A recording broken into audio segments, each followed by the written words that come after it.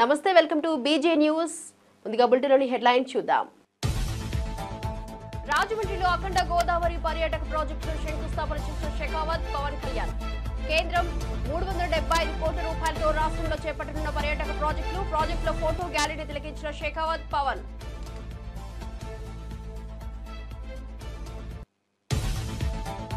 CM Revanth రెడ్డికి అవినీతి చక్రవర్తి బిరుదు ఇస్తున్నామని కవిత ప్రకటన. ఏడాదిన్నరలోనే 2 లక్షల కోట్ల అప్పు, ఆ డబ్బు ఏం చేశారని నిలదీసిన ఎమ్మెల్సీ. చంద్రబాబు రేవంత్ రెడ్డిల భేటీ తర్వాతే బనకచెర్లకు గ్రీన్ సిగ్నల్ వచ్చిందని ఆరోపణ. ఎస్సీఓ రక్షణ మంత్రుల సమావేశంలో ఉగ్రవాదంపై రాజ్నాథ్ సింగ్ కీలక వ్యాఖ్యలు. ఉగ్రవాదం, WMDల వ్యాప్తిపై ఐక్యంగా పోరాడాలని పిలుపు. ఉగ్రవాదాన్ని పెంచి పోషించే దేశాలు తగిన మూల్యం చెల్లించుకోవాలని హెచ్చరిక. ఏపీలో కాంగ్రెస్ బలపడటం రాజకీయంగా చాలా అవసరమన్న వైఎస్ షర్మిల. కాంగ్రెస్ అధికారంలోకి వస్తేనే విభజన హామీలు సాధ్యమని వెల్లడి. బీజేపీ గడిచిన 10 ఏళ్లలో ఒక్క హామీ కూడా నెరవేర్చలేదని వ్యాఖ్య.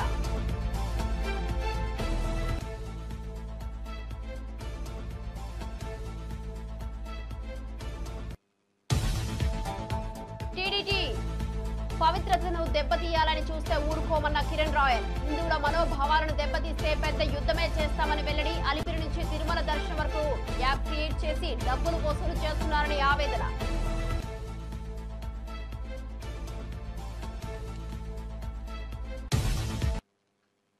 డీటెయిల్స్ చూస్తే రాజమండ్రిలో పర్యటించిన deputy CM Pawan Kalyan double engine సర్కార్ ప్రాధాన్యతను విశదీకరించారు. కేంద్రం రాష్ట్రం కలిసి పనిచేస్తే అద్భుత ఫలితాలు సాధ్యమవుతాయని తెలిపారు. రాజమండ్రి అంటే గోదావరి తీరం గుర్తొస్తుందని, ఇది తన మనసుకు ఎంతో ప్రత్యేకమన్నారు. గతంలో ఎన్నోసార్లు ఊహించిన అభివృద్ధి ఇప్పుడు కూటమి ప్రభుత్వంలో కేంద్ర సహకారంతో సాకారమవుతుందని హర్షం వ్యక్తం చేశారు. ఇక ప్రజలు ఆశించిన అభివృద్ధి కార్యాచరణలు త్వరలోనే ప్రారంభమవుతాయని పేర్కొన్నారు. రాష్ట్రంలో తాము చేపట్టిన ప్రాజెక్టులకు కేంద్రం పూర్తి మద్దతు కల్పిస్తోందని స్పష్టం చేశారు. కూటమి ప్రభుత్వంలో ప్రజలకు నూతన ఆశలు పుట్టినట్లు పవన్ వ్యాఖ్యానించారు. అలాగే గౌరవనీయ జలవనరుల శాఖ మంత్రివర్యులు మరియు జిల్లా ఇన్ఛార్జ్ మంత్రి శ్రీ నిమ్మల రామానాయుడు గారికి, గౌరవనీయ పర్యాటక, సాంస్కృతిక మరియు సినిమాటోగ్రఫీ శాఖ మంత్రివర్యులు శ్రీ కందుల దుర్గేష్ గారికి, గౌరవనీయ ఎంపీ రాజమహేంద్రవరం శ్రీమతి డి పురంధేశ్వరి గారికి, గౌరవనీయ ఎమ్మెల్సీ రాజమండ్రి శ్రీ సోము వీర్రాజు గారికి, శ్రీ ఆదిరెడ్డి శ్రీనివాస్ గారికి, గౌరవ ఎమ్మెల్యే రాజమండ్రి నగరం, మనందరికీ ఇష్టలైన పట్టు విడవని విక్రమార్కులు శ్రీ నాకు ఇష్టమైన గోరంట్ల బుచ్చయ్య చౌదరి గారికి, మనం తగ్గాలి తప్ప ఆయన తగ్గడం, మనం ఆయన చూసి నేర్చుకోవాలి. అంటే మనకి అడాప్టబిలిటీ రాదు, ఆయన అడాప్టబిలిటీ నేర్పిస్తారు మనకి. సో అలాంటి గోరంట్ల బుచ్చయ్య చౌదరి గారికి, రాష్ట్ర హితువుని, రాజమండ్రి హితువుని, గోదావరి జిల్లాల హితువుని కోరుకునే వారికి మనస్ఫూర్తిగా నా హృదయపూర్వక నమస్కారం. అలాగే రాజానగరం బత్తుల బలరామకృష్ణ గారికి, అనపర్తి ఎమ్మెల్యే శ్రీ నల్లమిల్లి రామకృష్ణారెడ్డి గారికి, శ్రీ ముప్పిడి వెంకటేశ్వర గారికి, కొవ్వూరు ఎమ్మెల్యే శ్రీ మడ్డిపాటి వెంకటరాజు గారు, గౌరవనీయ ఎమ్మెల్యే గోపాల్పురం చెర్రి బాలరాజు గారు, పోలవరం ఎమ్మెల్యే శ్రీ బొడ్డు వెంకటరమణ చౌదరి గారు, chairman Rajamahendravaram urban development authority, Sri Nukasani Balaji గారు, శ్రీ అజయ్ జైన్ గారు, శ్రీమతి పి ప్రశాంతి గారు, కలెక్టర్ జిల్లా మ్యాజిస్ట్రేట్ తూర్పుగోదావరి జిల్లా, అలాగే శ్రీ డి నరసింహకిషోర్ గారు, ఎస్పీ మన తూర్పుగోదావరి జిల్లాకి, ఎస్ చిన్నరాముడు ఐఏఎస్ గారికి, జాయింట్ కలెక్టర్, ఇక్కడికి విచ్చేసిన మీకు, మీ ద్వారా గోదావరి జిల్లాల ప్రజానీకానికి, ప్రత్యేకించి రాజమండ్రి ప్రజానీకానికి, సోదరీమణులకి, ఇక్కడికి విచ్చేసిన మీడియా ప్రతినిధులకి, ఎలక్ట్రానిక్ ప్రింట్ మీడియా ప్రతినిధులకి మీ అందరికీ ప్రత్యేకమైన నమస్కారం. రాజమండ్రి అనగానే గుర్తుకొచ్చేది గోదావరి తీరం ఎప్పుడు కూడా ఒక తీరం వెంబడి ఎప్పుడు నాగరికత ఉన్న చోట భాష. అఖండ గోదావరి టూరిజం ప్రాజెక్టుకు రాజమండ్రిలో శంకుస్థాపన చేసిన కేంద్ర మంత్రి గజేంద్ర సింగ్ షెకావత్ ప్రాజెక్టును పూర్తి స్థాయిలో అభివృద్ధి చేస్తామని హామీ ఇచ్చారు. 2035 నాటికి ఆంధ్రప్రదేశ్లో 30 లక్షల పర్యాటకులు వచ్చేలా ప్రణాళికలు రూపొందిస్తున్నట్లు వెల్లడించారు. 450 కోట్ల రూపాయలతో పర్యాటక అభివృద్ధి కార్యక్రమాలు చేపట్టనున్నట్టు తెలిపారు. రాజమండ్రిని వారసత్వ సాంస్కృతిక రాజధానిగా అభివృద్ధి చేస్తామని స్పష్టం చేశారు. దేశవ్యాప్తంగా పర్యాటక రంగాన్ని ఆకర్షణీయంగా తీర్చిదిద్దే లక్ష్యంతో మోదీ ప్రభుత్వం వేగంగా పనిచేస్తోందని చెప్పారు. ప్రపంచంలో పర్యాటక వృద్ధి అత్యధికంగా భారత్లోనే ఉందని తెలిపారు. ఉప ముఖ్యమంత్రి పవన్ కళ్యాణ్ తో కలిసి ప్రాజెక్టుకు శంకుస్థాపన చేయడం ఆనందంగా ఉందని అన్నారు. పర్యాటక అభివృద్ధికి ఏపీలో అనుకూల వాతావరణం ఉందన్నారు. Dear friends, in 2023, tourism contributed 10% in global economy. But if we look towards India, it contributes only 6% in the country's economy. And the momentum is only accelerating and continuously picking up. With over 3 billion domestic visitors and nearly 20 million international arrivals expected in this year, India is fast becoming one of the world's most sought after destinations. Our efforts have borne fruits on the global stage. Dear friends, India has moved up from the 54th to 39th position on the World Economic Forum's Travel and Tourism Development Index within just 3 years. Today, India proudly ranks among the top 10 countries of cultural, natural, and non-leisure tourism assets. Dear friends, from the snow-laden Himalayas to sun-kissed beaches, from yoga retreats to Sufi shrines, from medical tourism to adventure trails, India offers a complete tourism ecosystem. It is the diversity that forms the core of our tourism industry. The version of Modi government and vision of Honorable Prime Minister Narendra Modi ji is holistic, inclusive and future ready. Through flagship schemes such as Swadesh Darshan, Prashad, Saski and CBDD, we are and spirituality meets sustainability. Under the bold and transformative leadership of Honorable Prime Minister Narendra Modi Garu and under the regime of this double-engine government in state of Andhra Pradesh, astronaut గా గుర్తింపు పొందిన దంగేటి జాహ్నవి మంత్రి నారా లోకేష్ ను మర్యాదపూర్వకంగా కలిశారు. తెలుగు బిడ్డగా దేశం మొత్తానికి గర్వకారణంగా నిలిచిన జాహ్నవిని మంత్రి అభినందించారు. ఆమె విజయయాత్రపై ప్రశంసలు గుప్పించిన లోకేష్ రాష్ట్ర ప్రభుత్వం తరపున భవిష్యత్తులో అన్ని విధాలుగా ప్రోత్సాహం అందిస్తామని హామీ ఇచ్చారు. అంతరిక్ష పరిశోధనల పట్ల రాష్ట్ర యువతలో ఆసక్తిని పెంచే దిశగా జాహ్నవి విజయాన్ని ప్రభుత్వం ఉపయోగించుకుంటుందని అన్నారు. సాంకేతిక విద్యా అభివృద్ధికి ఆమెను బ్రాండ్ అంబాసిడర్ గా చేయాలని సూచనలు కూడా వచ్చాయి. ఈ సందర్భంగా జాహ్నవి తన అనుభవాలను మంత్రి లోకేష్ తో పంచుకున్నారు. భవిష్యత్తులో మరిన్ని మహిళలు అంతరిక్ష రంగంలోకి రావాలని ఆకాంక్షించారు.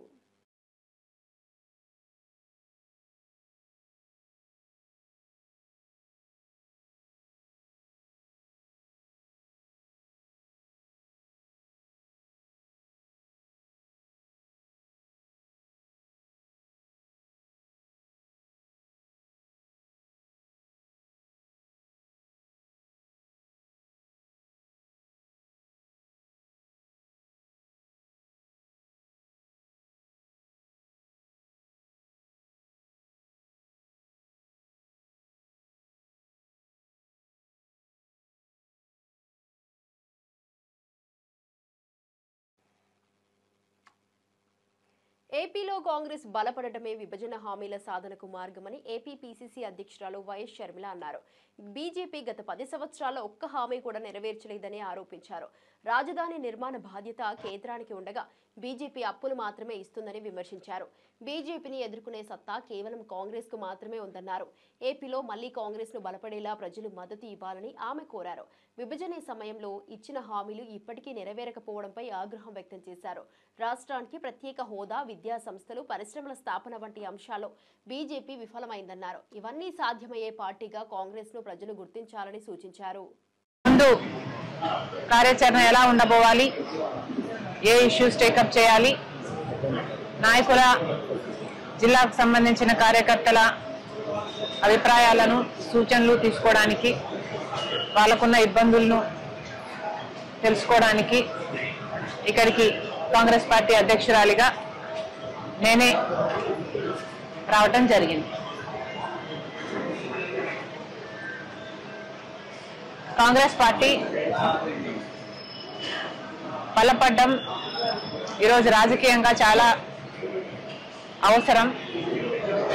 రాజకీయంగా మా పార్టీకి మాత్రమే కాదు, ఆంధ్ర రాష్ట్రానికి కూడా కాంగ్రెస్ పార్టీ బలపడాల్సిన అవసరం ఉంది.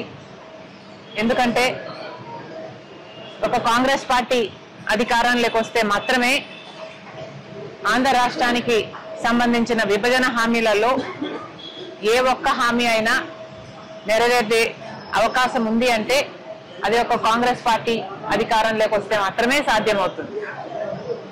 బీజేపీ కేంద్రంలో 11 సంవత్సరాలుగా అధికారంలోనే ఉంది.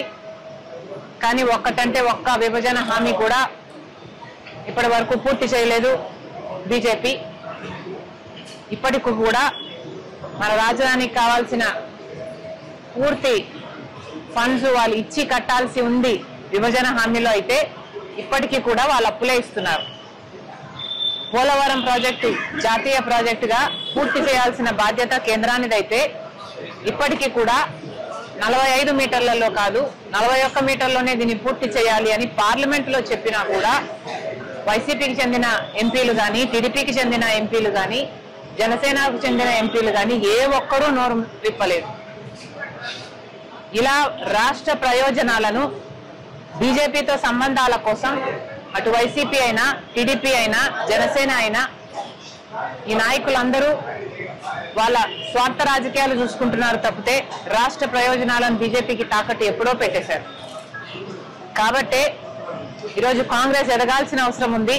ఎందుకంటే ఒక కాంగ్రెస్ పార్టీ మాత్రమే ధైర్యంగా, నిజాయితీగా బీజేపీని ఎదిరించి ప్రశ్నించే సత్తా ఉన్న ఏకైక పార్టీ ఈరోజు మన రాష్ట్రంలో ఉన్నది ఒక కాంగ్రెస్ పార్టీ మాత్రమే.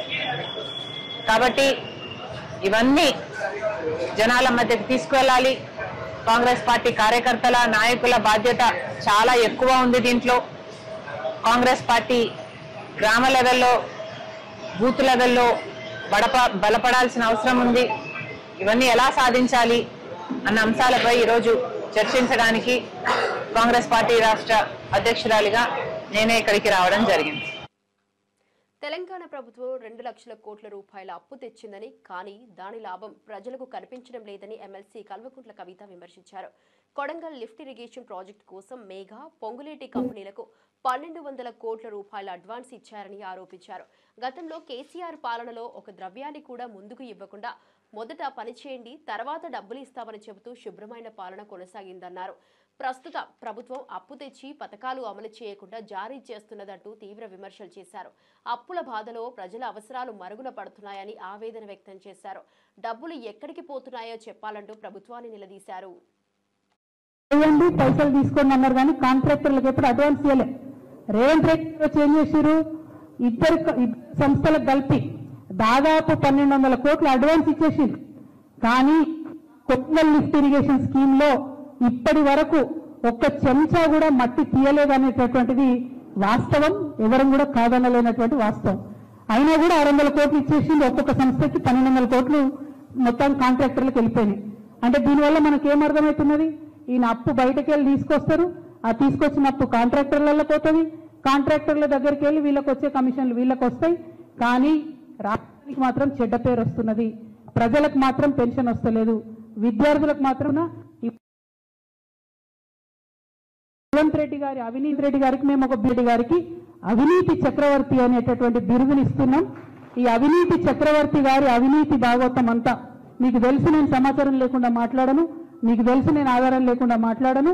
ఖచ్చితంగా ఒక 1.5 మంత్లో అవినీతి చక్రవర్తి గారి అవినీతి భాగవతం అంతా కూడా ఒక మంచి బుక్ వేసి తెలంగాణ ప్రజలందరూ కూడా జాగృతి తరఫున పంచడం జరుగుతుంది.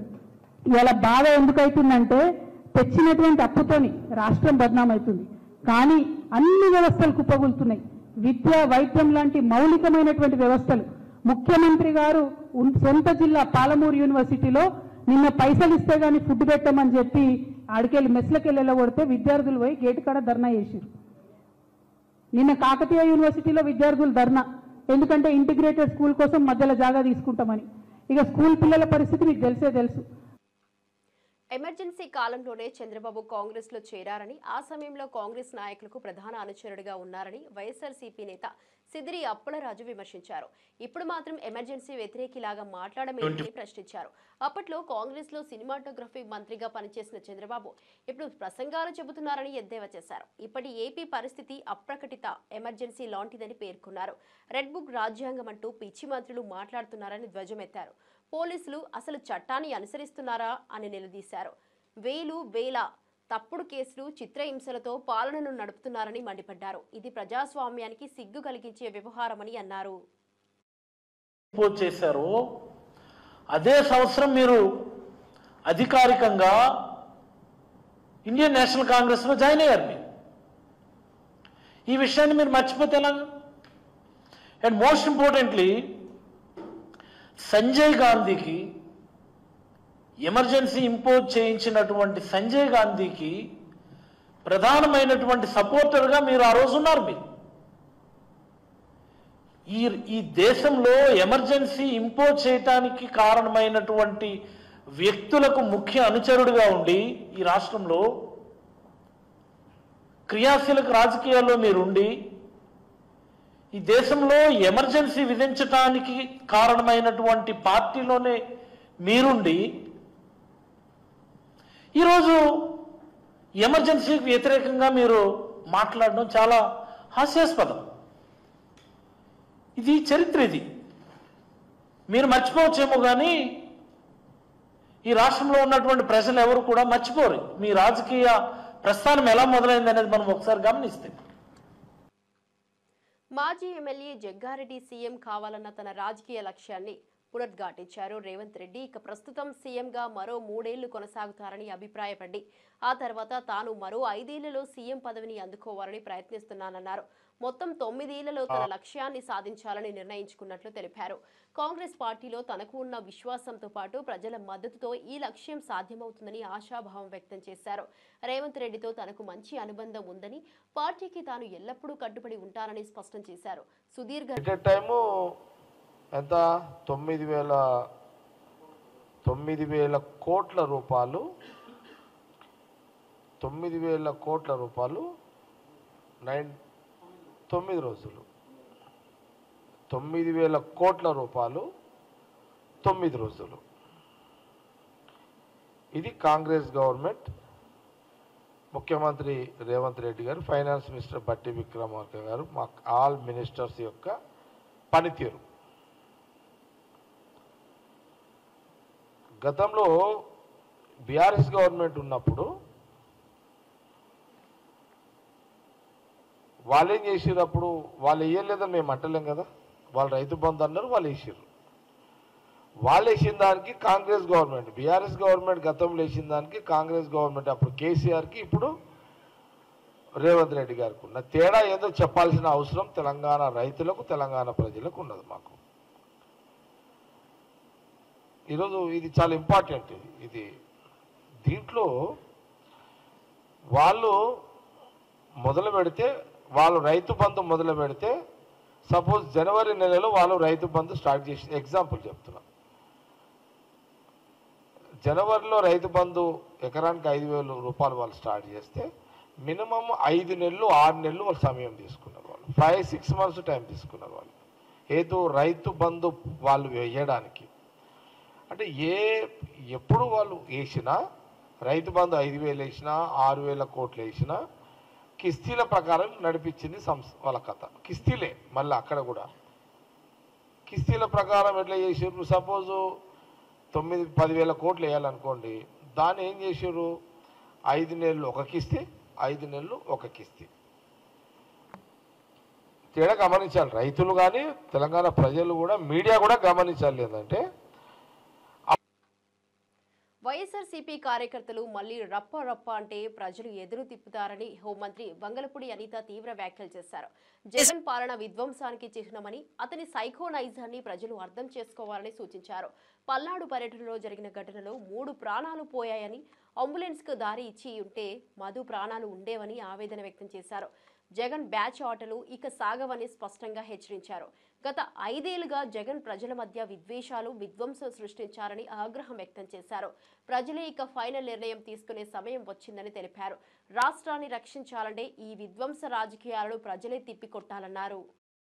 ఇక్కడ కూడా అంటే ఎంత దారుణమైన పరిస్థితి అంటే, ఒక చీప్ లిక్కర్ ప్రజలకు అందించి ఆ లిక్కర్ మీద కూడా 15 సంవత్సరాలకి మా రాష్ట్రంలో ఇంతమంది తాగుతారు, దీని మీద ఇంత ఆదాయం వస్తుంది కాబట్టి నాకు ఇంత అప్పు ఇవ్వండి అని 25,000 కోట్ల రూపాయలని కూడా అప్పు తీసుకొచ్చేసిన పరిస్థితి నుంచి ఈరోజు ఆర్థిక వ్యవస్థని ఈరోజు గాడిలో పెట్టడానికి నిజంగా గౌరవ చంద్రబాబు నాయుడు గారు ముఖ్యమంత్రి వర్యులు చేస్తున్న కృషి మనందరం కూడా చూస్తున్నాం. ఒకటి మాత్రం నిజమండి, కూల్చివేతలతో మొదలు పెట్టాడు, విధ్వంసం చేశాడు, విద్వేషాలు రెచ్చగొట్టాడు, హింసను ప్రేరేపించాడు, వాళ్ళ తాలూకా మంత్రులు ఎమ్మెల్యేల చేత బూతులు తిట్టించాడు, అసెంబ్లీ సాక్షిగా మా చంద్రబాబు నాయుడు గారి చేత కన్నీళ్లు పెట్టించారు, అదేవిధంగా నారా బోనమ్మని నోటుకొచ్చినట్టు మాట్లాడించారు. ఇంకా మాలాంటి వాళ్ళం అయితే ఇంకా అది వేరే విషయం. అంటే ఒక్కొక్కసారి ఎందుకు గుర్తు తెచ్చుకోవాలంటే, జగన్మోహన్ రెడ్డి ఈ రోజు వచ్చి నీతి కబుర్లు చెప్తున్నాడు. అదేవిధంగా వాళ్ళ తాలూకా విధ్వంసం చేసే ఆ జనాలు కూడా, మూకలు, వైసీపీ మూకలు కూడా బయటకు వచ్చి ఈరోజు నీతులు చెప్తున్నాయి. ఆ నీతులు చెప్పేటప్పుడు లాస్ట్ 5 సంవత్సరాలు వీళ్ళు ఏం చేశారన్న సంగతి కూడా గుర్తు చేయాలి అనే ఉద్దేశంతో, బయటికి రావాలంటే పరదా ఉండాలి, బయటికి రావాలంటే చెట్లు నరికేయాలి, అతను బయటకు వచ్చాడంటే షాపులు మూసేయాలి, జగన్మోహన్ రెడ్డి బయటకు వస్తున్నాడంటే షాపులు మూసేయాలి, జగన్మోహన్ రెడ్డి ఒక మీటింగ్ పెట్టాలంటే తెలుగుదేశం పార్టీ వాళ్ళందరినీ కూడా హౌస్ అరెస్టులు చేయాలి, అదేవిధంగా అతని గురించి ఎవరైనా గట్టిగా సోషల్ మీడియాలో మాట్లాడితే వాళ్ళని తీసుకొచ్చి సిఐడి కేసులు పెట్టి ఇరికించాలి. ఆ సిఐడి కేసులు పెట్టేదానికి కూడా వయసులతో సంబంధం లేదు.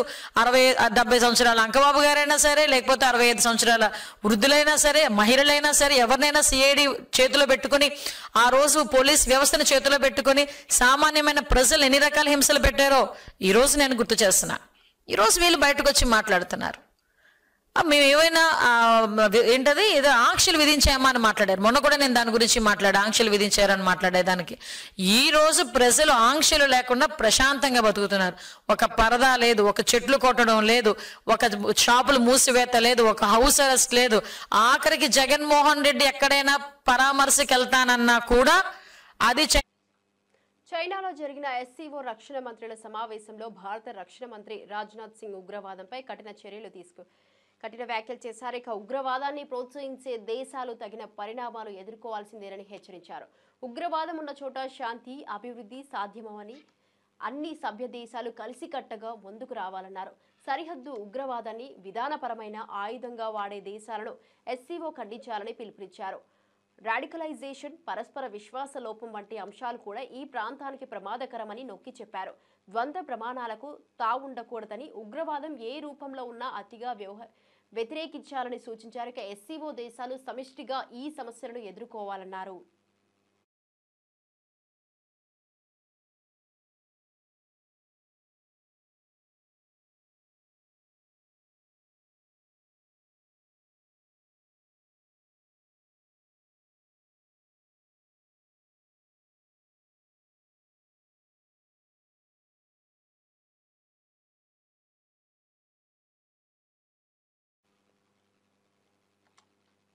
పదివేల మంది రిటైర్డ్ ఉద్యోగులకు ఇవ్వాల్సిన డబ్బులను నిలిపివేసిన కాంగ్రెస్ ప్రభుత్వం వారిని తీవ్ర ఇబ్బందులు పాలు చేస్తోందని మాజీ మంత్రి వి శ్రీనివాస్ గౌడ్ ఆరోపించారు.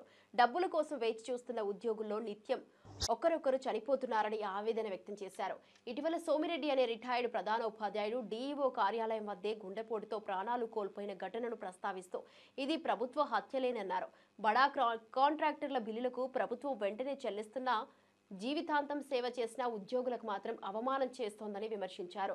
వీలైనంత తొందరగా వారి బకాయిలు చెల్లించి మరింత ప్రాణ నష్టం జరగకుండా చూడాలని డిమాండ్ చేశారు. ఎట్లా తీర్చాలి, ఏ పైసలు వస్తాయో రావని చెప్పి టెన్షన్స్ తో అందరి ముందర టెన్షన్స్ తో గుండా చచ్చిపోయింది ఆయన. రోజుకొకరు చనిపోతున్నారు. వాళ్ళ డబ్బులు వాళ్ళకి ఇవ్వడానికి ఇవ్వకుండా రిటైర్డ్ అయిన 10,000 మందిని చంపుతా ఉన్నారు. ఏ ఉద్యోగి ఇట్లా గుండా చచ్చిపోయినా అది ప్రభుత్వ హత్యగానే నేను భావిస్తాను. గుర్తుపెట్టుకోండి. 35-40 సంవత్సరాలు ప్రభుత్వంలో ఉద్యోగం చేసి ప్రభుత్వాలను నడిపి కష్టపడి ఇలా రోగాలతో రిటైర్డ్ అయిపోయి ఆ రోగాల డబ్బులు లేక చనిపోయే సందర్భాలు ఉన్నాయి. పెద్ద పెద్ద కాంట్రాక్ట్ బిల్లు ఆపండి. మేము పెట్టినటువంటి రైతు బంధు పైసలు 3 కాంట్రాక్టులకు ఇచ్చేసారు, 1,000 కోట్ల రూపాయలు. ఆ పైసలు ఇచ్చినా వీళ్ళందరూ బతికేటోళ్ళు. ప్రభుత్వము ఉద్యోగుల జీతాలు వాడుకొని ఇప్పటి వరకు 1,300 కోట్ల రూపాయలు వాడుకున్నారు. వాళ్ళ భవిష్యత్తు ఏం కావాలా? రేపు వాళ్ళ పరిస్థితి ఏం కావాలా? 2.5 లక్షల మంది ఈ రోజుకు 2.5 లక్షల మంది ఉద్యోగులతో జీవితాలతో చిలగాటమాడుతున్నారు. ఈ నెల 29న కేంద్ర హోంమంత్రి అమిత్ షా చేతుల మీదుగా పసుపు బోర్డు కార్యాలయాన్ని ప్రారంభించనున్నట్లు కేంద్ర మంత్రి కిషన్ రెడ్డి ప్రకటించారు. నిజామాబాద్ లో ఈ కార్యక్రమం ఘనంగా జరగనుందని తెలిపారు. పసుపు రైతుల కలలు నెరవేర్చే దిశగా బోర్డు ఏర్పాటు అవుతుండడం ఆనందదాయకమన్నారు. ఇతర రాష్ట్రాలు కోరినప్పటికీ మోదీ నిజామాబాద్ కు ఇవ్వడం ఇక్కడి రైతులకు గౌరవమన్నారు. బోర్డు చైర్మన్ గా గంగారెడ్డిని నియమించడం ప్రత్యేకతగా అభివర్ణించారు. పసుపు ఉత్పత్తి, మార్కెటింగ్, ఎగుమతులలో రైతులకు మేలు కలిగేలా ఈ బోర్డు కార్యాచరణ సాగుతుందని వివరించారు. అలాగే 29న మాజీ మంత్రి డిఎస్ విగ్రహాన్ని కూడా అమిత్ షా ఆవిష్కరించనున్నారని తెలిపారు. ఇక రైతులు భారీగా హాజరవ్వాలని కిషన్ రెడ్డి పిలుపునిచ్చారు. చిన్న ప్రయత్నము ఇది. అందరూ రైతులందరూ కలిసి ఈ కార్యక్రమాన్ని విజయవంతం చేసుకోవాలి. భవిష్యత్తులో ఈ యొక్క జాతీయ పసుపు బోర్డు ద్వారా రైతులకు మేలు జరిగే విధంగా కార్యాచరణ ప్రణాళిక రూపొందించుకోవాలని చెప్పి నేను జిల్లా రైతులందరూ కూడా కోరుతా ఉన్నాను.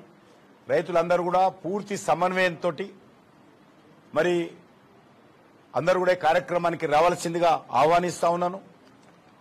ఒకసారి కార్యాలయం ప్రారంభమైన తర్వాత భవిష్యత్తు కార్యాచరణ ఏ రకంగా ఉండాలో మనకు మరి కామర్స్ మినిస్టర్ అయినటువంటి పీయూష్ గోయల్ గారు కానీ లేక హోంమంత్రి గారు కానీ రాష్ట్ర ప్రభుత్వం నుంచి వచ్చేటువంటి మరి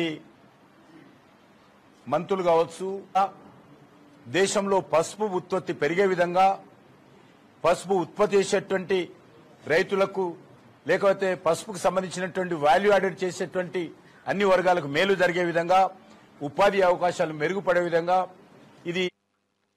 రైతుల పట్ల రేవంత్ రెడ్డి వైఖరిపై బీఆర్ఎస్ నేత పట్లోళ్ల కార్తిక్ రెడ్డి తీవ్ర స్థాయిలో విరుచుకుపడ్డారు. రైతులకు కేసీఆర్ కన్నతల్లి అయితే రేవంత్ సవతి తల్లి లాంటి వాడని విమర్శించారు.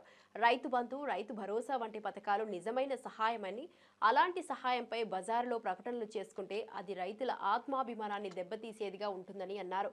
కన్నతల్లి బిడ్డ ఆకలితో ఉన్నదా లేదా అనేది చూస్తుందంటే సవతి తల్లి బయట చూపులు చూస్తుందన్నారు. రేవంత్ పాలనలో రైతులు నిరాశకు గురవుతున్నారని, ఇదే తేడా కేసీఆర్ రేవంత్ మధ్య ఉందని స్పష్టం చేశారు. రైతులను మోసం చేసే విధానాన్ని నిలదీసే ప్రజా ఉద్యమం తప్పదన్నారు. ఇక్కడ ఉన్న ప్రజలు, రంగారెడ్డి జిల్లాలో ఉన్న ప్రజలు పని చేసేది తెలంగాణ అభ్యున్నతికే. భారతదేశంలో మేము కూడా ఒక పౌరులమని ముఖ్యమంత్రి గారికి మీ ద్వారా గుర్తు చేస్తున్నాం. రంగారెడ్డి జిల్లాకి ఒక ప్రత్యేకత ఉంటుంది, ఒక ప్రాముఖ్యత ఉంటుంది. తలసరి ఆదాయంలో హర్యానాలో గురుగాం తర్వాత 2వ స్థానంలో భారతదేశంలో నిలిచిన ఒక ఘనత రంగారెడ్డి జిల్లా. అదే కాకుండా భారతదేశానికి, తెలంగాణకే కాదు భారతదేశానికి వనరులు సమకూర్చే ఒక టాప్ 5 డిస్ట్రిక్ట్స్లో, అది ఆర్థిక వనరులే కానివ్వండి, మానవ వనరులే కానివ్వండి, ఇంకేమున్నా కూడా టాప్ 5 డిస్ట్రిక్ట్స్లో భారతదేశంలోనే మా జిల్లా రంగారెడ్డి జిల్లా ఉంటుందనే విషయం కూడా గుర్తు చేస్తున్నా. ఇవన్నీ ఎందుకు ఒట్టినే వచ్చినాయా? ఎవరు త్యాగాలు చేయకుండా మా జిల్లా వాసులే కానీ, మా జిల్లా రైతులే కానీ, ప్రజలే కానీ కష్టపడకుండా రంగారెడ్డి జిల్లా ఈరోజు స్థాయిలో ఉన్నదా అని నేను అడుగుతున్నా. ముఖ్యంగా రంగారెడ్డి జిల్లాకు సంబంధించిన రైతులు వేలాది లక్షలాది ఎకరాలు దారాదత్తం చేసి ప్రభుత్వానికి, తద్వారా ప్రభుత్వం ఈ యొక్క భూములని డెవలప్ చేసి రోడ్లు వేసో లేకపోతే ఇన్ఫ్రాస్ట్రక్చర్ ద్వారా డెవలప్ చేసి దీన్ని పెట్టుబడులు తీసుకొచ్చి రంగారెడ్డి జిల్లా ద్వారానే తెలంగాణ రాష్ట్రానికి సగం పైన ఆదాయం వస్తుందని చెప్పి మీ అందరి ద్వారా యాద్ చేస్తున్నారు. ఇవన్నీ ఎందుకు మాట్లాడుతున్నాం అంటే మీరు అందరూ చూస్తున్నారు గత 2 రోజుల నుంచి, గత వారం రోజులు, 10 రోజుల నుంచి ఏం జరుగుతుందనేది. ముఖ్యమంత్రి గారు ఈసారి ఈ దఫా జరుగుతున్న వంటి రుణమాఫీ, రైతు బంధును ఖచ్చితంగా, నేను రైతు బందే అంటాను, ఇంకా దాన్ని రైతు భరోసాని ఇంకా నాకు నోటికి వస్తలేదు కాబట్టి రైతు బందే అది ఈ దఫా రైతు బంధుని ముమ్మాటికి 9 రోజుల్లో తెలంగాణలో ఉన్న ప్రతి రైతు అకౌంట్లో పైసలు వేస్తామని చెప్పారు. అది మొదలుపెట్టిన కొన్ని కాడికి అది నిజంగా ఎంత మేర సక్సెస్ఫుల్ అయిందనేది ఒక సబ్జెక్ట్ అయితే నిజంగా. బోనాల పండుగ ప్రారంభమైన సందర్భంగా గోల్కొండలో ప్రత్యేక పూజలు జరిగాయి. జగదాంబిక అమ్మవారి ఆలయంలో ఎమ్మెల్సీ కల్వకుంట్ల కవిత బోనం సమర్పించారు. సంప్రదాయ వస్త్రాధరణలో పాల్గొన్న ఆమె అమ్మవారిని దర్శించి ప్రత్యేక పూజలు నిర్వహించారు. ఈ సందర్భంగా ఆమెకు దేవస్థానం అధికారులు సత్కారం చేశారు. ఇక ప్రతి ఏడాది బోనాల పండుగ ప్రారంభ వేడుకల్లో పాల్గొనే సంప్రదాయం ఈసారి కూడా కొనసాగించారు. భక్తుల కేరింతల నడుమ ఆలయం చుట్టూ పూజా కార్యక్రమాలు జోరుగా సాగాయి. అనంతరం ఆమె మీడియాతో మాట్లాడుతూ బోనాల పండుగ తెలంగాణ సంస్కృతికి ప్రతీకగా నిలుస్తుందని తెలిపారు. రాష్ట్ర ప్రజలందరికీ శుభాకాంక్షలు తెలిపారు. గోల్కొండ బోనాల నేపథ్యంలో పటిష్టమైన భద్రతా ఏర్పాట్లు చేపట్టినట్లు అధికారులు తెలిపారు.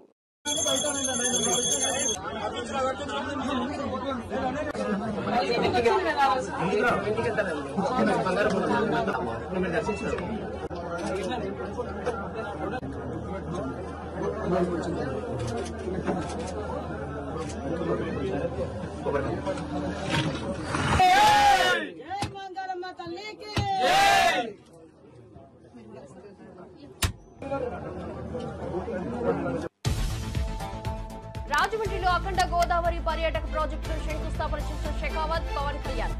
కేంద్రం 375 కోట్ల రూపాయలతో రాష్ట్రంలో చేపట్టనున్న పర్యాటక ప్రాజెక్టులో ఫోటో గ్యాలరీని తిలకించిన షెకావత్ పవన్.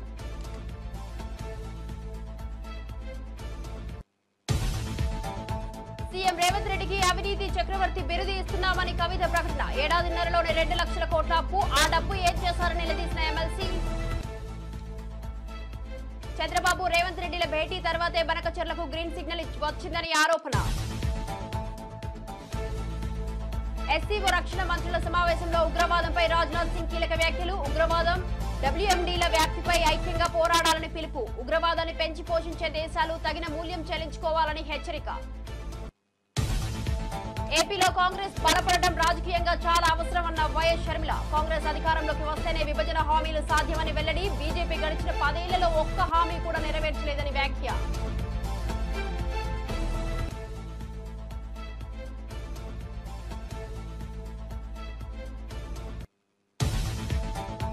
టీడీటీ పవిత్రతను దెబ్బతీయాలని చూస్తే ఊరుకోమన్న కిరణ్ రాయల్. హిందువుల మనోభావాలను దెబ్బతీస్తే పెద్ద యుద్ధమే చేస్తామని వెల్లడి. అలిపిరి నుంచి తిరుమల దర్శనం వరకు యాప్ క్రియేట్ చేసి డబ్బులు వసూలు చేస్తున్నారని ఆవేదన.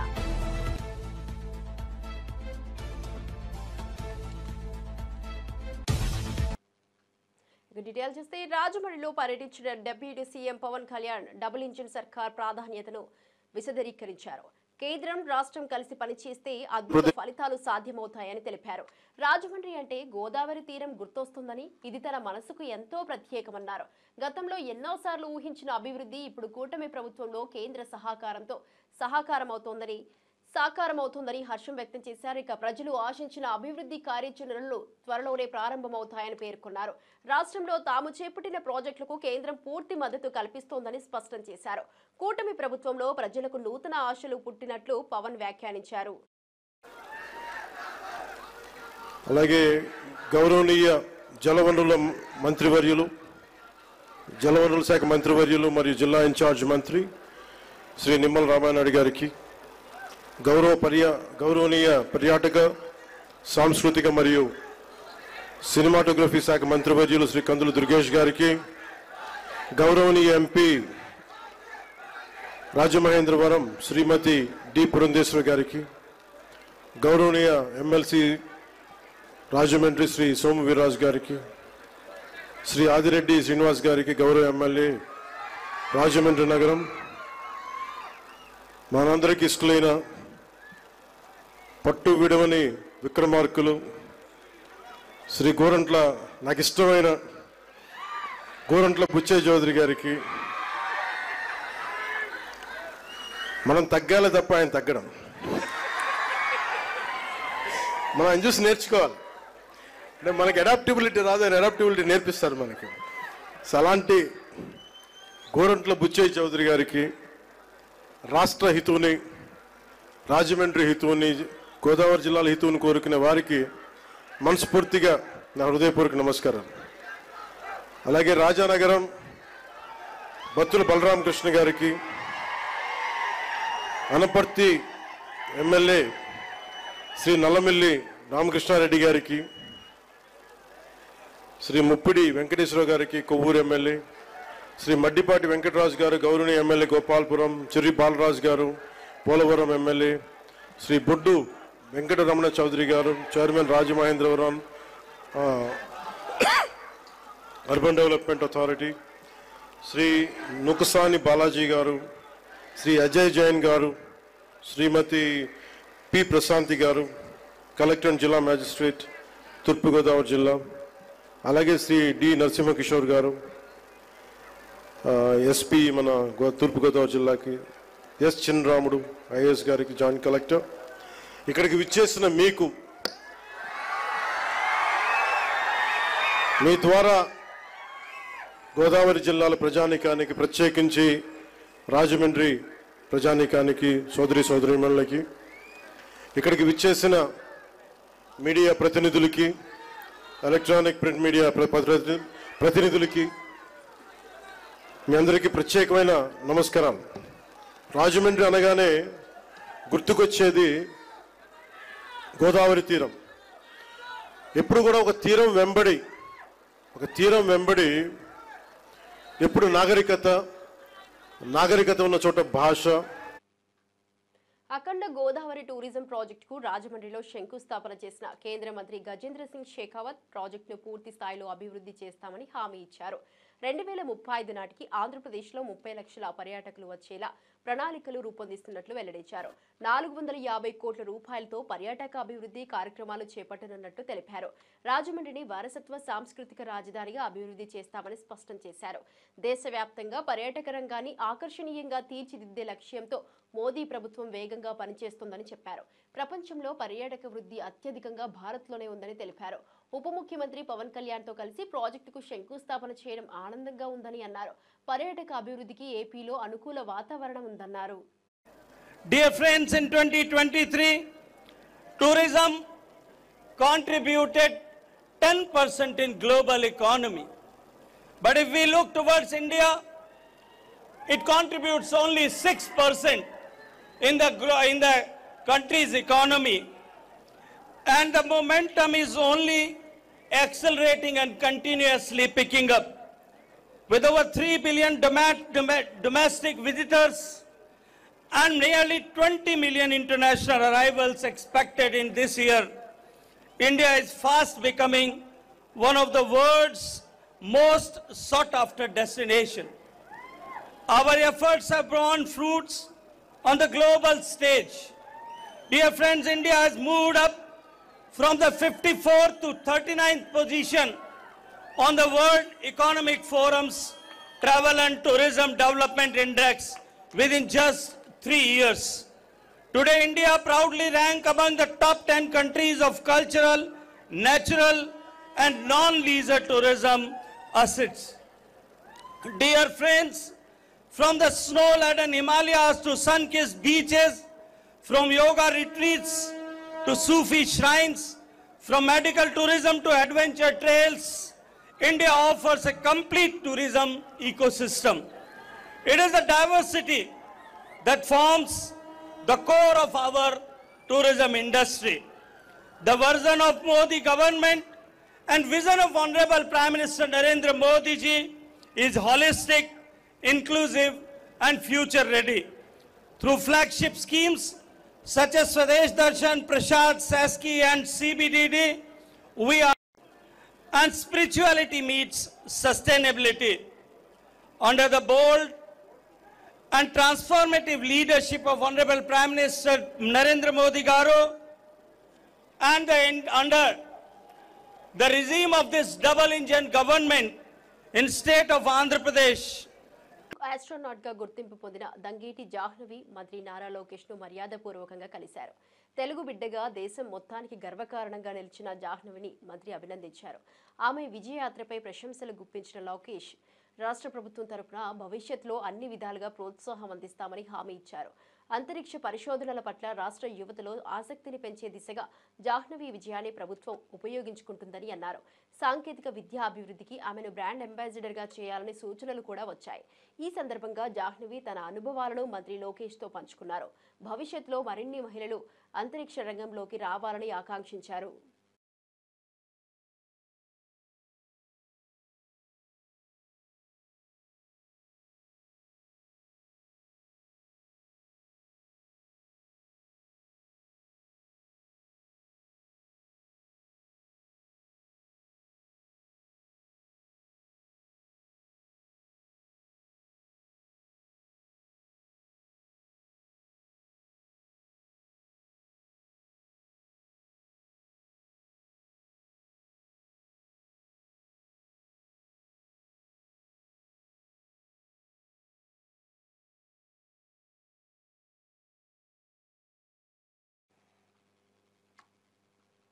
ఏపీలో కాంగ్రెస్ బలపడటమే విభజన హామీల సాధనకు మార్గమని ఏపీ పీసీసీ అధ్యక్షురాలు వైఎస్ షర్మిల అన్నారు.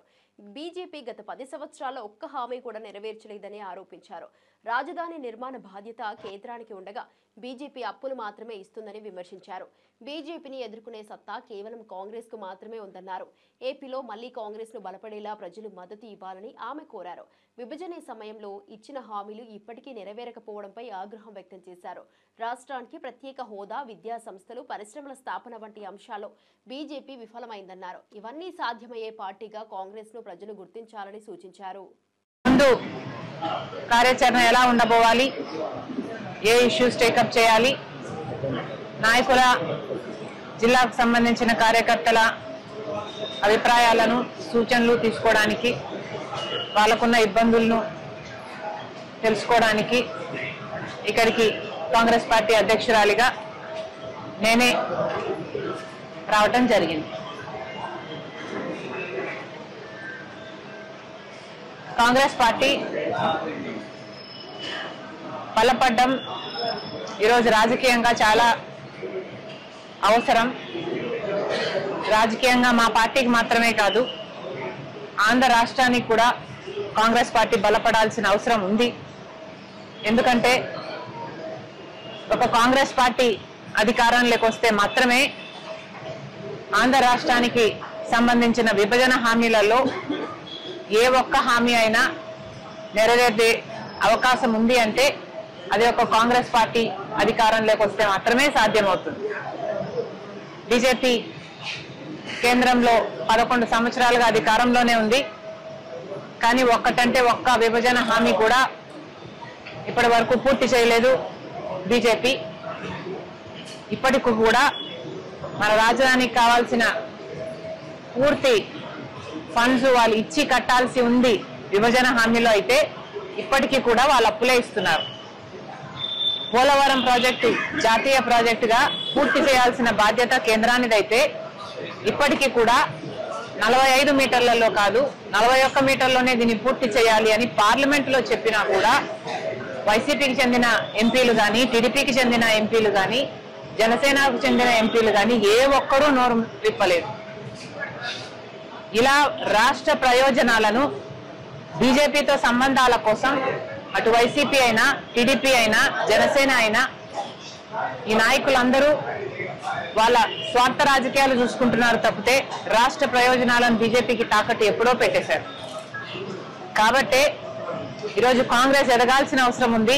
ఎందుకంటే ఒక కాంగ్రెస్ పార్టీ మాత్రమే ధైర్యంగా, నిజాయితీగా బీజేపీని ఎదిరించి ప్రశ్నించే సత్తా ఉన్న ఏకైక పార్టీ ఈరోజు మన రాష్ట్రంలో ఉన్నది ఒక కాంగ్రెస్ పార్టీ మాత్రమే. కాబట్టి ఇవన్నీ జనాల మధ్యకి తీసుకువెళ్ళాలి. కాంగ్రెస్ పార్టీ కార్యకర్తల, నాయకుల బాధ్యత చాలా ఎక్కువ ఉంది దీంట్లో. కాంగ్రెస్ పార్టీ గ్రామ లెవెల్లో, బూత్ లెవెల్లో బలపడాల్సిన అవసరం ఉంది. ఇవన్నీ ఎలా సాధించాలి అన్న అంశాలపై ఈరోజు చర్చించడానికి కాంగ్రెస్ పార్టీ రాష్ట్ర అధ్యక్షురాలిగా నేనే ఇక్కడికి రావడం జరిగింది. తెలంగాణ ప్రభుత్వం 2 లక్షల కోట్ల రూపాయల అప్పు తెచ్చిందని, కానీ దాని లాభం ప్రజలకు కనిపించడం లేదని ఎమ్మెల్సీ కల్వకుంట్ల కవిత విమర్శించారు. కొడంగల్ లిఫ్ట్ ఇరిగేషన్ ప్రాజెక్టు కోసం మేఘా, పొంగులేటి కంపెనీలకు 1200 కోట్ల రూపాయల అడ్వాన్స్ ఇచ్చారని ఆరోపించారు. గతంలో కేసీఆర్ పాలనలో ఒక ద్రవ్యాన్ని కూడా ముందుకు ఇవ్వకుండా మొదట పనిచేయండి, తర్వాత డబ్బులు ఇస్తామని చెబుతూ శుభ్రమైన పాలన కొనసాగిందన్నారు. ప్రస్తుత ప్రభుత్వం అప్పు తెచ్చి పథకాలు అమలు చేయకుండా జారీ చేస్తున్నదంటూ తీవ్ర విమర్శలు చేశారు. అప్పుల బాధలో ప్రజల అవసరాలు మరుగున పడుతున్నాయని ఆవేదన వ్యక్తం చేశారు. డబ్బులు ఎక్కడికి పోతున్నాయో చెప్పాలంటూ ప్రభుత్వాన్ని నిలదీశారు. పైసలు తీసుకోండి అన్నారు కానీ కాంట్రాక్టర్లకు ఎప్పుడు అడ్వాన్స్ ఇవ్వలే. రేవంత్ రెడ్డి చేంజ్ చేశారు. ఇద్దరు సంస్థలకు కలిపి దాదాపు 1200 కోట్ల అడ్వాన్స్ ఇచ్చేసింది. కానీ కొడంగల్ లిఫ్ట్ ఇరిగేషన్ స్కీమ్ లో ఇప్పటి వరకు ఒక్క చెంచా కూడా మట్టి తీయలేదనేటటువంటిది వాస్తవం, ఎవరం కూడా కాదనలేనటువంటి వాస్తవం. అయినా కూడా 600 కోట్లు ఇచ్చేసింది. ఒక్కొక్క సంస్థకి 1200 కోట్లు మొత్తం కాంట్రాక్టర్లకు వెళ్ళిపోయినాయి. అంటే దీనివల్ల మనకేం అర్థమవుతున్నది? ఈయన అప్పు బయటకు వెళ్ళి తీసుకొస్తారు, ఆ తీసుకొచ్చిన అప్పు కాంట్రాక్టర్లలో పోతుంది, కాంట్రాక్టర్ల దగ్గరికి వెళ్ళి వీళ్ళకి వచ్చే కమిషన్లు వీళ్ళకి వస్తాయి. కానీ రాష్ట్రానికి మాత్రం చెడ్డ పేరు వస్తున్నది, ప్రజలకు మాత్రం పెన్షన్ వస్తలేదు, విద్యార్థులకు మాత్రం రేవంత్ రెడ్డి గారి అవినీతి రెడ్డి గారికి మేము ఒక రెడ్డి గారికి అవినీతి చక్రవర్తి అనేటటువంటి బిరుదునిస్తున్నాం. ఈ అవినీతి చక్రవర్తి గారి అవినీతి భాగవతం అంతా మీకు తెలుసు. నేను సమాచారం లేకుండా మాట్లాడను, మీకు తెలుసు నేను ఆధారం లేకుండా మాట్లాడను. ఖచ్చితంగా ఒక 1.5 month లో అవినీతి చక్రవర్తి గారి అవినీతి భాగవతం అంతా కూడా ఒక మంచి బుక్ వేసి తెలంగాణ ప్రజలందరూ కూడా జాగృతి తరఫున పంచడం జరుగుతుంది. ఇలా బాధ ఎందుకైతుందంటే తెచ్చినటువంటి అప్పుతోని రాష్ట్రం బదనామవుతుంది, కానీ అన్ని వ్యవస్థలు కుప్పగొలుతున్నాయి. విద్య, వైద్యం లాంటి మౌలికమైనటువంటి వ్యవస్థలు. ముఖ్యమంత్రి గారు సొంత జిల్లా పాలమూరు యూనివర్సిటీలో నిన్న పైసలు ఇస్తే గానీ ఫుడ్ పెట్టమని చెప్పి ఆడికెళ్ళి మెస్లకి వెళ్ళగొడితే విద్యార్థులు పోయి గేటు కాడ ధర్నా చేశారు. నిన్న కాకతీయ యూనివర్సిటీలో విద్యార్థులు ధర్నా, ఎందుకంటే ఇంటిగ్రేటెడ్ స్కూల్ కోసం మధ్యలో జాగా తీసుకుంటామని. ఇక స్కూల్ పిల్లల పరిస్థితి మీకు తెలుసు. ఎమర్జెన్సీ కాలంలోనే చంద్రబాబు కాంగ్రెస్ లో చేరారని, ఆ సమయంలో కాంగ్రెస్ నాయకులకు ప్రధాన అనుచరుడిగా ఉన్నారని వైఎస్ఆర్సీపీ నేత సిదిరి అప్పలరాజు విమర్శించారు. ఇప్పుడు మాత్రం ఎమర్జెన్సీ వ్యతిరేకిలాగా మాట్లాడమేంటని ప్రశ్నించారు. అప్పట్లో కాంగ్రెస్ లో సినిమాటోగ్రఫీ మంత్రిగా పనిచేసిన చంద్రబాబు ఇప్పుడు ప్రసంగాలు చెబుతున్నారని ఎద్దేవా చేశారు. ఇప్పటి ఏపీ పరిస్థితి అప్రకటిత ఎమర్జెన్సీ లాంటిదని పేర్కొన్నారు. రెడ్ బుక్ రాజ్యాంగం అంటూ పిచ్చి మంత్రులు మాట్లాడుతున్నారని ధ్వజమెత్తారు. పోలీసులు అసలు చట్టాన్ని అనుసరిస్తున్నారా అని నిలదీశారు. వేల తప్పుడు కేసులు, చిత్రహింసలతో పాలనను నడుపుతున్నారని మండిపడ్డారు. ఇది ప్రజాస్వామ్యానికి సిగ్గు కలిగించే వ్యవహారమని అన్నారు. చేశారు అదే సంవత్సరం మీరు అధికారికంగా ఇండియన్ నేషనల్ కాంగ్రెస్ లో జాయిన్ అయ్యారు. మీరు ఈ విషయాన్ని మీరు మర్చిపోతే ఎలాగా? అండ్ మోస్ట్ ఇంపార్టెంట్లీ సంజయ్ గాంధీకి ఎమర్జెన్సీ ఇంపోజ్ చేయించినటువంటి సంజయ్ గాంధీకి ప్రధానమైనటువంటి సపోర్టర్గా మీరు ఆ రోజు ఉన్నారు. మీరు ఈ దేశంలో ఎమర్జెన్సీ ఇంపోజ్ చేయటానికి కారణమైనటువంటి వ్యక్తులకు ముఖ్య అనుచరుడుగా ఉండి ఈ రాష్ట్రంలో క్రియాశీలక రాజకీయాల్లో మీరుండి ఈ దేశంలో ఎమర్జెన్సీ విధించడానికి కారణమైనటువంటి పార్టీలోనే మీరుండి ఈరోజు ఎమర్జెన్సీకి వ్యతిరేకంగా మీరు మాట్లాడడం చాలా హాస్యాస్పదం. ఇది చరిత్ర. ఇది మీరు మర్చిపోవచ్చేమో కానీ ఈ రాష్ట్రంలో ఉన్నటువంటి ప్రజలు ఎవరు కూడా మర్చిపోరు. మీ రాజకీయ ప్రస్థానం ఎలా మొదలైంది అనేది మనం ఒకసారి గమనిస్తే.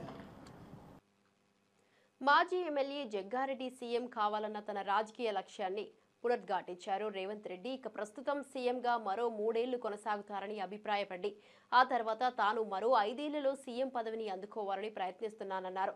మొత్తం 9 ఏళ్లలో తన లక్ష్యాన్ని సాధించాలని నిర్ణయించుకున్నట్లు తెలిపారు.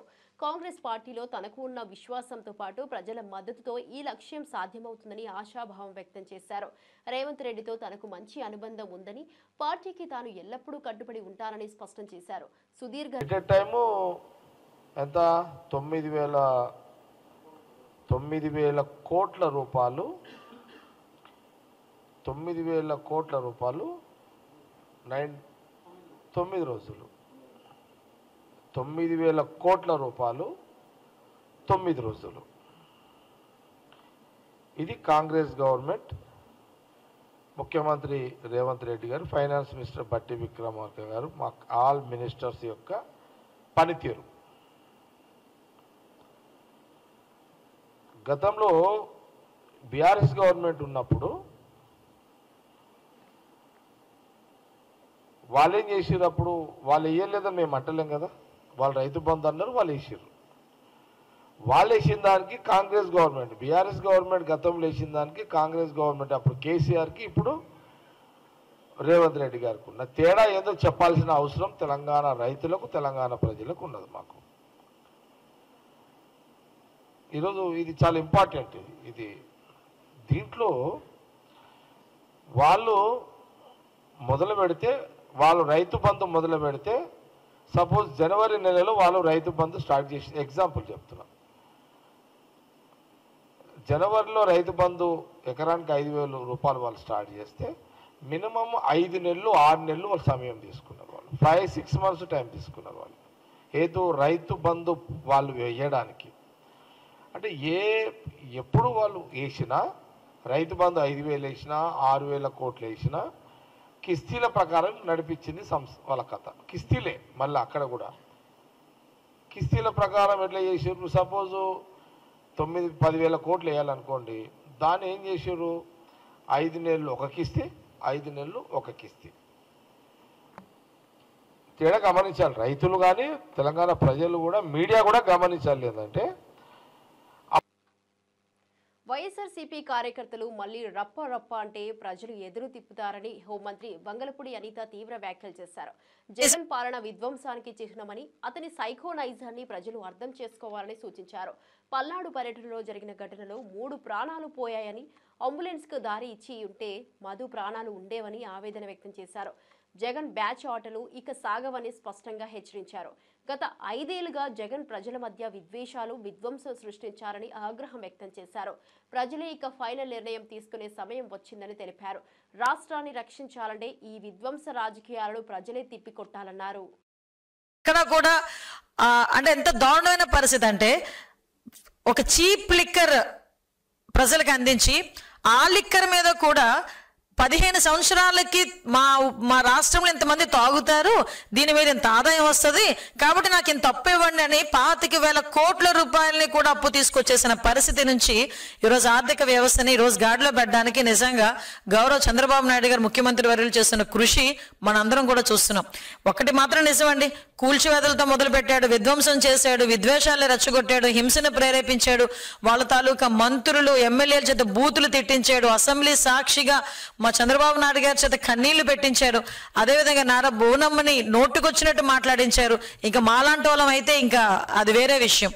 అంటే ఒక్కొక్కసారి ఎందుకు గుర్తు తెచ్చుకోవాలంటే, జగన్మోహన్ రెడ్డి ఈ రోజు వచ్చి నీతి కబుర్లు చెప్తున్నాడు. అదేవిధంగా వాళ్ళ తాలూకా విధ్వంసం చేసే ఆ జనాలు కూడా, వైసీపీ మూకలు కూడా బయటకు వచ్చి ఈరోజు నీతులు చెప్తున్నాయి. ఆ నీతులు చెప్పేటప్పుడు లాస్ట్ 5 సంవత్సరాలు వీళ్ళు ఏం చేశారన్న సంగతి కూడా గుర్తు చేయాలి అనే ఉద్దేశంతో, బయటికి రావాలంటే పరదా ఉండాలి, బయటికి రావాలంటే చెట్లు నరికేయాలి, అతను బయటకు వచ్చాడంటే షాపులు మూసేయాలి, జగన్మోహన్ రెడ్డి బయటకు వస్తున్నాడంటే షాపులు మూసేయాలి, జగన్మోహన్ రెడ్డి ఒక మీటింగ్ పెట్టాలంటే తెలుగుదేశం పార్టీ వాళ్ళందరినీ కూడా హౌస్ అరెస్టులు చేయాలి, అదేవిధంగా అతని గురించి ఎవరైనా గట్టిగా సోషల్ మీడియాలో మాట్లాడితే వాళ్ళని తీసుకొచ్చి సిఐడి కేసులు పెట్టి ఇరికించాలి. ఆ సిఐడి కేసులు పెట్టేదానికి కూడా వయసులతో సంబంధం లేదు. 60-70 సంవత్సరాల అంకబాబు గారైనా సరే, లేకపోతే 65 సంవత్సరాల వృద్ధులైనా సరే, మహిళలైనా సరే, ఎవరినైనా సిఐడి చేతిలో పెట్టుకుని, ఆ రోజు పోలీస్ వ్యవస్థను చేతిలో పెట్టుకుని సామాన్యమైన ప్రజలు ఎన్ని రకాల హింసలు పెట్టారో ఈ రోజు నేను గుర్తు చేస్తున్నా. ఈ రోజు వీళ్ళు బయటకు వచ్చి మాట్లాడుతున్నారు. మేము ఏమైనా ఏంటది ఏదో ఆంక్షలు విధించామా అని మాట్లాడారు. మొన్న కూడా నేను దాని గురించి ఆంక్షలు విధించారని మాట్లాడేదానికి. ఈ రోజు ప్రజలు ఆంక్షలు లేకుండా ప్రశాంతంగా బతుకుతున్నారు. ఒక పరదా లేదు, ఒక చెట్లు కొట్టడం లేదు, ఒక షాపులు మూసివేత లేదు, ఒక హౌస్ అరెస్ట్ లేదు. ఆఖరికి జగన్మోహన్ రెడ్డి ఎక్కడైనా పరామర్శకి వెళ్తానన్నా కూడా అది చైనాలో జరిగిన ఎస్సీఓ రక్షణ మంత్రుల సమావేశంలో భారత రక్షణ మంత్రి రాజ్నాథ్ సింగ్ ఉగ్రవాదంపై కఠిన వ్యాఖ్యలు చేశారు. ఇక ఉగ్రవాదాన్ని ప్రోత్సహించే దేశాలు తగిన పరిణామాలు ఎదుర్కోవాల్సిందేనని హెచ్చరించారు. ఉగ్రవాదం ఉన్న చోట శాంతి, అభివృద్ధి సాధ్యమని అన్ని సభ్య దేశాలు కలిసికట్టుగా ముందుకు రావాలన్నారు. సరిహద్దు ఉగ్రవాదాన్ని విధానపరమైన ఆయుధంగా వాడే దేశాలను ఎస్సీఓ ఖండించాలని పిలుపునిచ్చారు. రాడికలైజేషన్, పరస్పర విశ్వాస లోపం వంటి అంశాలు కూడా ఈ ప్రాంతానికి ప్రమాదకరమని నొక్కి చెప్పారు. ద్వంద్వ ప్రమాణాలకు తావుండకూడదని, ఉగ్రవాదం ఏ రూపంలో ఉన్నా అతిగా వ్యతిరేకించాలని సూచించారు. ఇక ఎస్సీఓ దేశాలు సమిష్టిగా ఈ సమస్యలను ఎదుర్కోవాలన్నారు.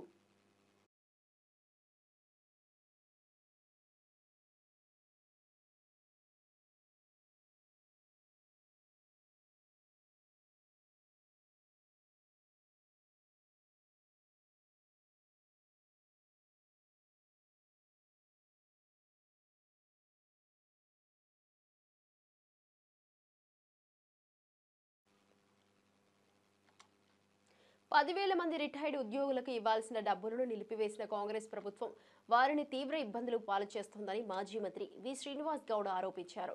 డబ్బుల కోసం వేచి చూస్తున్న ఉద్యోగుల్లో నిత్యం ఒకరొకరు చనిపోతున్నారని ఆవేదన వ్యక్తం చేశారు. ఇటీవల సోమిరెడ్డి అనే రిటైర్డ్ ప్రధాన ఉపాధ్యాయుడు డీఈఓ కార్యాలయం వద్దే గుండెపోటుతో ప్రాణాలు కోల్పోయిన ఘటనను ప్రస్తావిస్తూ ఇది ప్రభుత్వ హత్యలేనన్నారు. బడా కాంట్రాక్టర్ల బిల్లులకు ప్రభుత్వం వెంటనే చెల్లిస్తున్న జీవితాంతం సేవ చేసిన ఉద్యోగులకు మాత్రం అవమానం చేస్తోందని విమర్శించారు. వీలైనంత తొందరగా వారి బకాయిలు చెల్లించి మరింత ప్రాణ నష్టం జరగకుండా చూడాలని డిమాండ్ చేశారు. ఏ పైసలు వస్తాయో రావని చెప్పి టెన్షన్స్ తో అందరి ముందని టెన్షన్స్ తో గుండా చచ్చిపోయింది ఆయన. రోజుకొకరు చనిపోతున్నారు. వాళ్ళ డబ్బులు వాళ్ళకి ఇవ్వడానికి ఇవ్వకుండా రిటైర్డ్ అయిన 10,000 మందిని చంపుతా ఉన్నారు. ఏ ఉద్యోగి ఇట్లా గుండా చచ్చిపోయినా అది ప్రభుత్వ హత్యగానే నేను భావిస్తాను. గుర్తుపెట్టుకోండి. 35-40 సంవత్సరాలు ప్రభుత్వంలో ఉద్యోగం చేసి ప్రభుత్వాలను నడిపి కష్టపడి ఇలా రోగాలతో రిటైర్డ్ అయిపోయి ఆ రోగాల డబ్బులు లేక చనిపోయే సందర్భాలు ఉన్నాయి. పెద్ద పెద్ద కాంట్రాక్ట్ బిల్లు ఆపండి. మేము పెట్టినటువంటి రైతు బంధు పైసలు 3 కాంట్రాక్టులకు ఇచ్చేసారు, వేల కోట్ల రూపాయలు. ఆ పైసలు ఇచ్చినా వీళ్ళందరూ బతికేటోళ్ళు. ప్రభుత్వము ఉద్యోగుల జీతాలు వాడుకొని ఇప్పటి వరకు 1,300 కోట్ల రూపాయలు వాడుకున్నారు. వాళ్ళ భవిష్యత్తు ఏం కావాలా? రేపు వాళ్ళ పరిస్థితి ఏం కావాలా? 2.5 లక్షల మంది ఈ రోజుకు 2.5 లక్షల మంది ఉద్యోగులతో జీవితాలతో చిలగాటమాడుతున్నారు. ఈ నెల 29న కేంద్ర హోంమంత్రి అమిత్ షా చేతుల మీదుగా పసుపు బోర్డు కార్యాలయాన్ని ప్రారంభించనున్నట్లు కేంద్ర మంత్రి కిషన్ రెడ్డి ప్రకటించారు. నిజామాబాద్ లో ఈ కార్యక్రమం ఘనంగా జరగనుందని తెలిపారు. పసుపు రైతుల కలలు నెరవేర్చే దిశగా బోర్డు ఏర్పాటు అవుతుండడం ఆనందదాయకమన్నారు. ఇతర రాష్ట్రాలు కోరినప్పటికీ మోదీ నిజామాబాద్ కు ఇవ్వడం ఇక్కడి రైతులకు గౌరవమన్నారు. బోర్డు చైర్మన్ గా గంగారెడ్డిని నియమించడం ప్రత్యేకతగా అభివర్ణించారు. పసుపు ఉత్పత్తి, మార్కెటింగ్, ఎగుమతులలో రైతులకు మేలు కలిగేలా ఈ బోర్డు కార్యాచరణ సాగుతుందని వివరించారు. అలాగే 29న మాజీ మంత్రి డిఎస్ విగ్రహాన్ని కూడా అమిత్ షా ఆవిష్కరించనున్నారని తెలిపారు. ఇక రైతులు భారీగా హాజరవ్వాలని కిషన్ రెడ్డి పిలుపునిచ్చారు. చిన్న ప్రయత్నము ఇది. అందరూ రైతులందరూ కలిసి ఈ కార్యక్రమాన్ని విజయవంతం చేసుకోవాలి. భవిష్యత్తులో ఈ యొక్క జాతీయ పసుపు బోర్డు ద్వారా రైతులకు మేలు జరిగే విధంగా కార్యాచరణ ప్రణాళిక రూపొందించుకోవాలని చెప్పి నేను జిల్లా రైతులందరూ కూడా కోరుతా ఉన్నాను. రైతులందరూ కూడా పూర్తి సమన్వయంతో మరి అందరూ కూడా కార్యక్రమానికి రావాల్సిందిగా ఆహ్వానిస్తా ఉన్నాను. ఒకసారి కార్యాలయం ప్రారంభమైన తర్వాత భవిష్యత్తు కార్యాచరణ ఏ రకంగా ఉండాలో మనకు మరి కామర్స్ మినిస్టర్ అయినటువంటి పీయూష్ గోయల్ గారు కానీ లేక హోంమంత్రి గారు కానీ రాష్ట్ర ప్రభుత్వం నుంచి వచ్చేటువంటి మరి మంత్రులు కావచ్చు, దేశంలో పసుపు ఉత్పత్తి పెరిగే విధంగా పసుపు ఉత్పత్తి చేసేటువంటి రైతులకు లేకపోతే పసుపుకు సంబంధించినటువంటి వాల్యూ యాడెడ్ చేసేటువంటి అన్ని వర్గాలకు మేలు జరిగే విధంగా ఉపాధి అవకాశాలు మెరుగుపడే విధంగా ఇది. రైతుల పట్ల రేవంత్ రెడ్డి వైఖరిపై బీఆర్ఎస్ నేత పట్లోళ్ల కార్తిక్ రెడ్డి తీవ్ర స్థాయిలో విరుచుకుపడ్డారు. రైతులకు కేసీఆర్ కన్నతల్లి అయితే రేవంత్ సవతి తల్లి లాంటి వాడని విమర్శించారు. రైతు బంధు, రైతు భరోసా వంటి పథకాలు నిజమైన సహాయమని, అలాంటి సహాయంపై బజారులో ప్రకటనలు చేసుకుంటే అది రైతుల ఆత్మాభిమానాన్ని దెబ్బతీసేదిగా ఉంటుందని అన్నారు.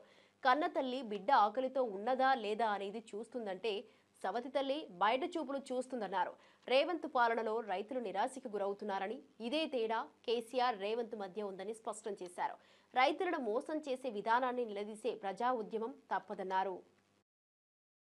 ఇక్కడ ఉన్న ప్రజలు, రంగారెడ్డి జిల్లాలో ఉన్న ప్రజలు పని చేసేది తెలంగాణ అభ్యున్నతికే భారతదేశంలో మేము కూడా ఒక పౌరులమని ముఖ్యమంత్రి గారికి మీ ద్వారా గుర్తు చేస్తున్నాం.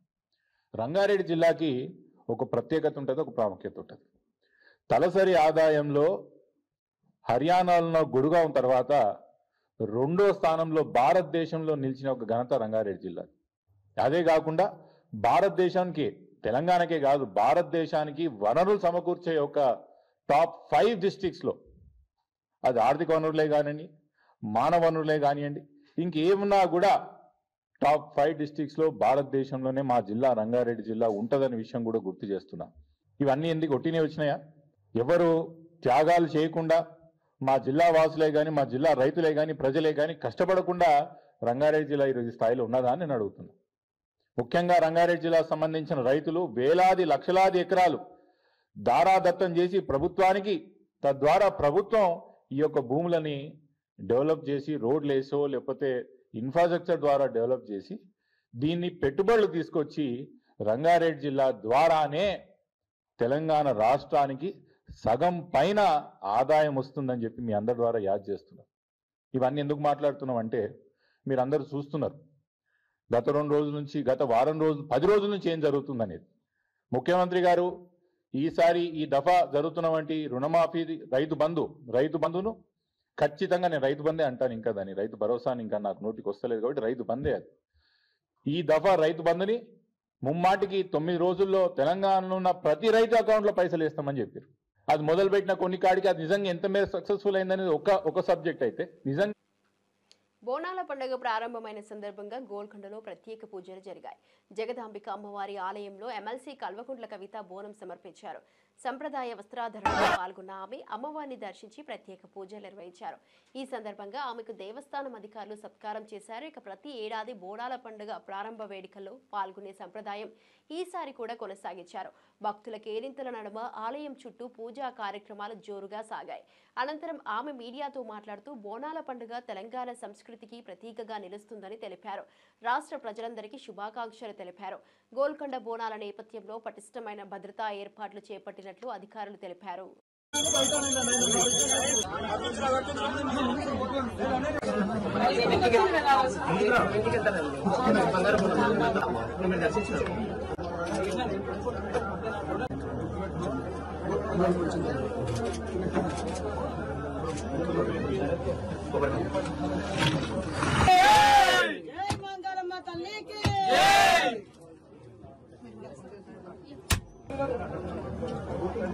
బులెటిన్ అప్డేట్ చూస్తూనే ఉండండి బీజే న్యూస్.